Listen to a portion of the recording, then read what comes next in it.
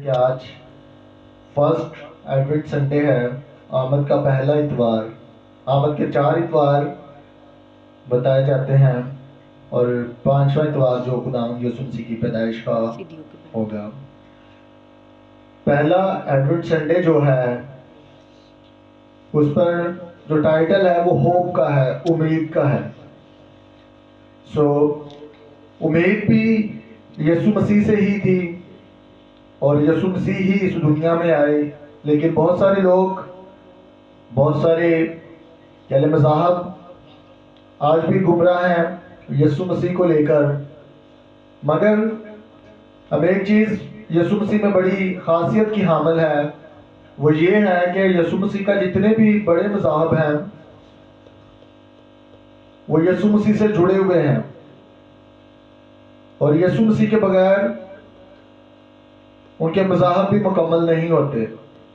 कुछ लोग यीशु मसीह के आना को मानते हैं और कुछ यीशु मसीह के आने की उम्मीद पर हैं, लेकिन जो हकीकी यीशु मसीह के फॉलोअर्स हैं वो यीशु मसीह की सेकंड कमिंग की उम्मीद पर हैं, उसकी दूसरी आमद की। आज जैसा कि एडवेंट संडे, उम्मीद का इतवार, आज हम देखेंगे कि हमें अपनी जिंदगी में इस साल यीशु मसीह को हम क्रिसमस पर क्या गिफ्ट देंगे। आज से हमने अपनी तैयारी शुरू करनी है और इस तैयारी में जो हमारा पहला काम होगा वो ये होगा कि हमने खुदा के ताबे होना है। हमने खुदा के ताबे होना है, हमने खुदा की माननी है, खुदा की सुननी है और अपने आप को बिल्कुल खुदा के ताबे कर देना है। खुदा का जलाल और खुदा के काम कब आप में ज़ाहिर होते हैं? जब आप अपने आप को मुकम्मल तौर पर खुदा के ताबे कर देते हैं। जब हम कहीं पर अपनी मनमानी और अपनी मर्जी रखते हैं तो हकीकी तौर पर हम अपने आप को खुदा के ताबे नहीं करते।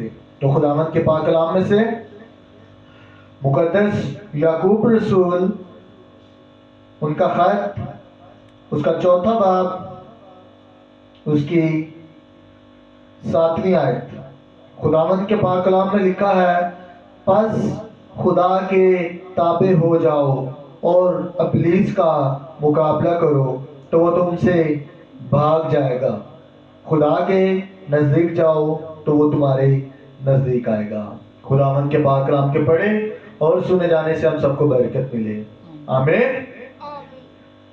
खुदावंद के कलाम में बड़ी खूबसूरत आयत बयान की है खुदा के बंदा ने, और वो अपने लोगों को फरमा रहे हैं कि बस खुदा के ताबे हो जाओ और इब्लीस का मुकाबला करो तो वो तुमसे भाग जाएगा।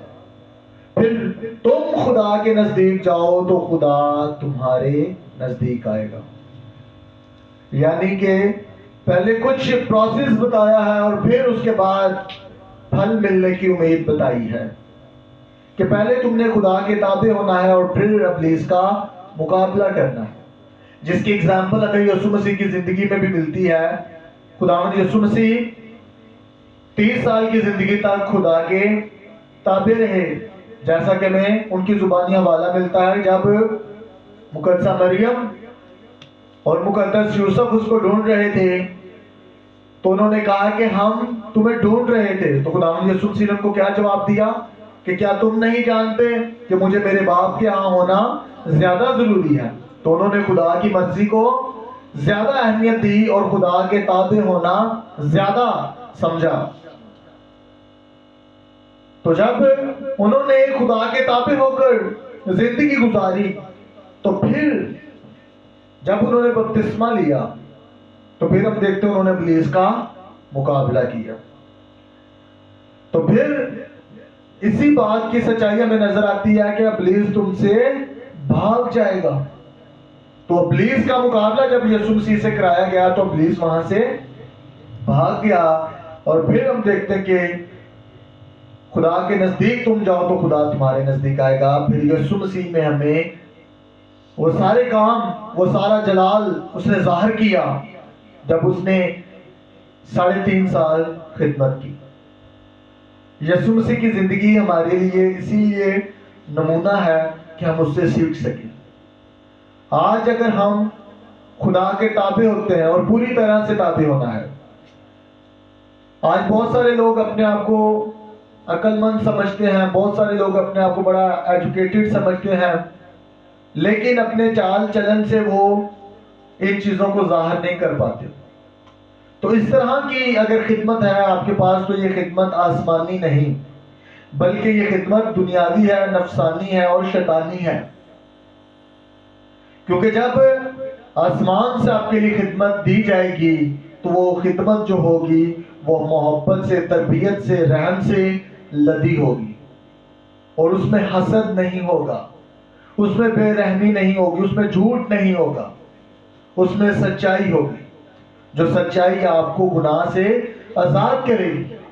लेकिन अगर आज भी आप गुनाह के गुलाम हैं और हर दिन छोड़कर गुनाह करते हैं, तो अभी भी आप हकीकी आजादी में, हकीकी तौर पर आपने खुदा के ताबे अपने आप को नहीं किया।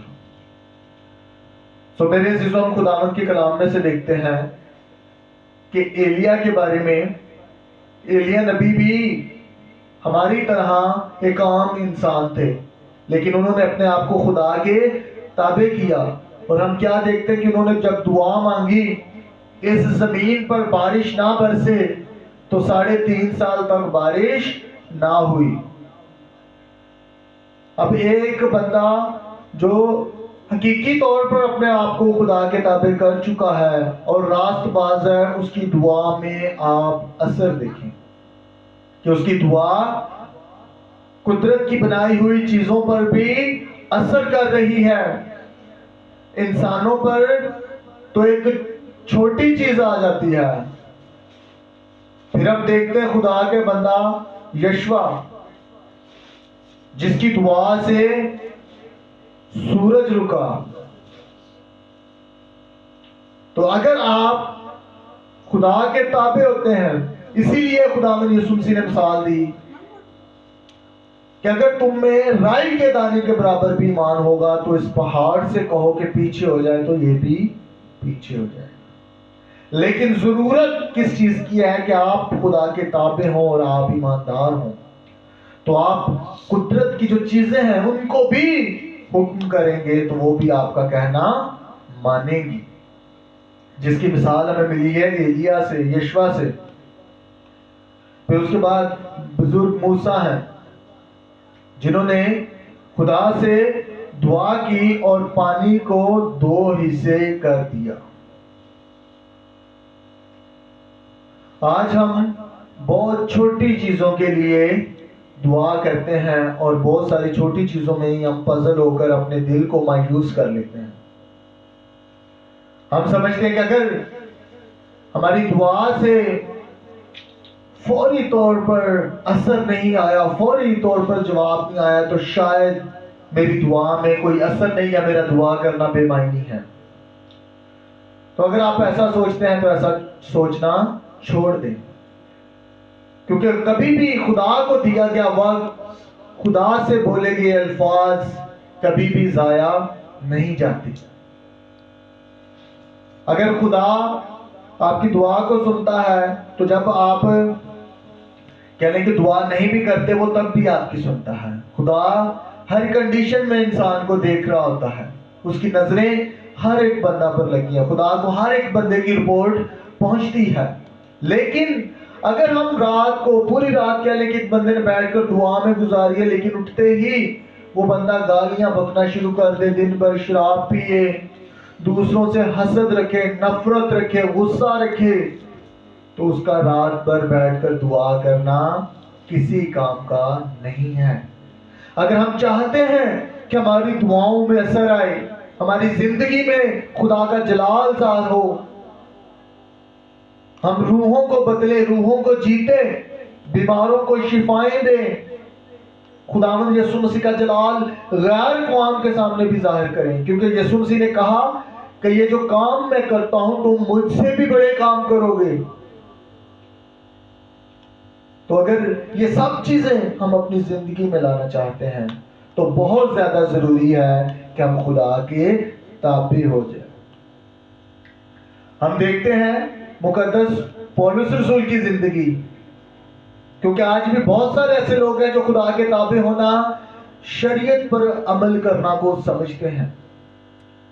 पौलुस रसूल की जिंदगी जो है वो उनके लिए सबसे बड़ी मिसाल है। और जितना अमल मुकद्दस पौलुस रसूल करते थे शरीयत पर, और जो आज शरीयत के बानी बने फिरते हैं, वो उतना अमल नहीं करते होंगे, और ना उनको इतना इल्म होगा शरीयत के मुतालिक जितना मुकद्दस पौलुस रसूल इल्म रखते थे। लेकिन वो यीशु मसीह को कबूल नहीं करते थे, तो वो हकीकी तौर पर खुदा के ताबे नहीं थे। क्योंकि जो बेटे को नहीं मानता, बाप उसके पास ना जाता है, ना बाप की उससे वाकफियत है। और जब बेटा उसकी जिंदगी में ज़ाहिर हुआ, तो खुदावंद यीशु मसीह जब उसकी जिंदगी में ज़ाहिर हुए, तो खुदावंद यीशु मसीह ने उसको ये नहीं कहा कि मुझे मानना शुरू कर दे, या मैं हकीकी खुदा हूं, तू गलत मौकफ पर है। या खुदावंद यीशु मसीह ने उससे ये नहीं कहा कि शरीयत को छोड़ दे। सिर्फ खुदावंद यीशु मसीह उस पर जाहिर हो रहे, और सिर्फ उसे यही कहा कि ऐ साउल तू मुझे क्यों सताता है। हालेलुया। और फिर उसकी जिंदगी में क्या हुआ कि उसने अपने आप को खुदा के ताबे कर दिया। और जब उसने अपने आप को खुदा के ताबे किया, तो खुदा ने भी उसे हिकमत बख्शी, और ज्यादा फजल उस पर किया, और वो हकीकी तौर पर यीशु मसीह पर से वाकफ हुआ। जब वो यीशु मसीह से वाकफ हुआ, तो वो लिखता है अपने खतों में कि मैं शरीयत से आजाद हूं। जितने भी मसीह यीशु में हैं, उन पर शरीयत का हुक्म नहीं। देखो, पुरानी चीजें जाती रही और वो नहीं हो गई। फजल में हर चीज नहीं हुई। फिर हम देखते हैं कि मुकद्दस पौलुस रसूल, जो खुदा के बंदों को, यीशु मसीह के बंदों को सताते थे, उन्होंने यीशु मसीह की मुनादी शुरू की, और वो खुदा के ताबे रहे, और खुदा ने उनसे बड़ा काम लिया, और वो बड़ी हिम्मत और दलेरी के साथ खुदा की खिदमत करते रहे। सिर्फ चर्च आ जाना और खुदा की ताबेदारी नहीं बनती। चर्च आना भी बड़ा जरूरी है, लेकिन सिर्फ चर्च आना हकीकी खुदा की ताबेदारी नहीं है। हकीकी खुदा की ताबेदारी हमारी जिंदगी के अमलों से ज़ाहिर होती है। हम कितना खुदा को अपनी जिंदगी में इंपॉर्टेंट देते हैं, कितना हम खुदा के हुक्मों को अपनी जिंदगी में जरूरी समझते हैं।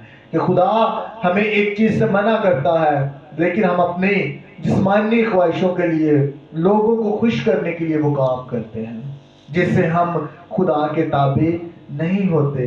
जब हम ऐसा करते हैं, तो खुदा का जलाल हमारी जिंदगी से चला जाता है। जैसे कि हम देखते हैं कि यीशु मसीह के साथ 12 रसूल रहे। जितना टाइम दूसरे खुदा का कलाम सुनते थे, उन्हीं में से एक शागिर्द उनके यहूदा अस्करियोती, वो भी उतना ही कलाम सुनते थे, लेकिन हकीकी तौर पर अंदर से वो खुदा के ताबे नहीं थे। इसी वजह से कलाम मुकद्दस में लिखा है कि शैतान उसमें समाया, और उसने जिस्मानी ख्वाहिश के लिए, चंद रुपयों के लिए, चंद सिक्कों के लिए यीशु मसीह से दगा की।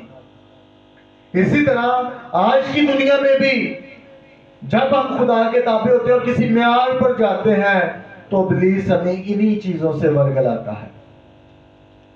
बहुत सारे लोग जो है वो पैसे में आकर, तरह तरह के लालच में आकर खुदा से दगा कर जाते हैं। उसके बाद अंजाम क्या होता है कि खुदा का रूह हमारी जिंदगी में काम करना छोड़ देता है, खुदा हमारी रहनुमाई करना छोड़ देता है। फिर भी मेरे अजीजों, खुदा की मोहब्बत का मेयार देखें कि यूहन्ना रसूल अपने खत में लिखते हैं कि अगर तुम में से कोई भाई राह रात से फिर जाए या कोई गुनाह में चला जाए, तो भी उसके पास तौबा की नौबत है, क्योंकि हमारा मददगार यीशु मसीह यानी कि खुदा बाप के पास हमारी शफायत करता है। वो हमें फिर से मौका देता है, खुदा का कलाम हमें बताता है कि खुदा तब तक किसी की हलाकत नहीं चाहता जब तक उसकी तौबा की नौबत ना आ जाए। लेकिन हमने अपने दिलों को इतना सख्त कर लिया है और इस कदर दुनियादारी में हम मशगूल हैं कि हम तौबा की तरफ नहीं जाते। और फिर जब कोई अजीज इस दुनिया से चला जाता है तो हम लोग उसके नाम की बड़ी देगे और बड़ी दुआएं, और फिर हम कहते हैं कि खुदा इसके गुनाह माफ करे और खुदा इसको जन्नतुल फिरदौस में जगह दे। तो ये अल्फाज फिर आपके बेमानी है। अगर आप किसी से कुछ करना चाहते हैं तो आज का कलाम उसके साथ शेयर करें कि खुदा के ताबे हो जाओ ताकि खुदा का जलाल तुम्हारी जिंदगी में ज़ाहिर हो। आमीन। हाय मेरे अज़ीज़ों, अपने सरों को झुकाएं और